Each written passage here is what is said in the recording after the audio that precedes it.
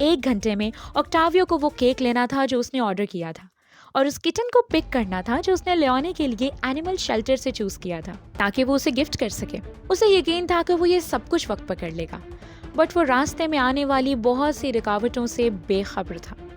Octavio के manager और friend Paul ने उसे रोकने की कोशिश की कि वो मैच छोड़कर ना जाए। जैसे ही वो बाहर निकला, गूंज ने ऑक्टावियो का पीछा करना शुरू कर दिया।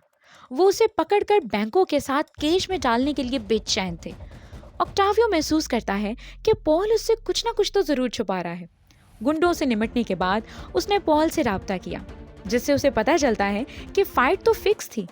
चीनो ने अपनी सारी दौलत ऑक्टावियो पर बेट में लगा दी थी और बैंकों को तीसरे राउंड तक नीचे जाना था। अगर ऑक्टावियो वापस नहीं आता तो चीनो अपनी सारी रकम गंवा देगा। पॉल ऑक्टावियो से रिक्वेस्ट करता है कि वो वापस आ जाए, लेकिन इस टाइम उसके लिए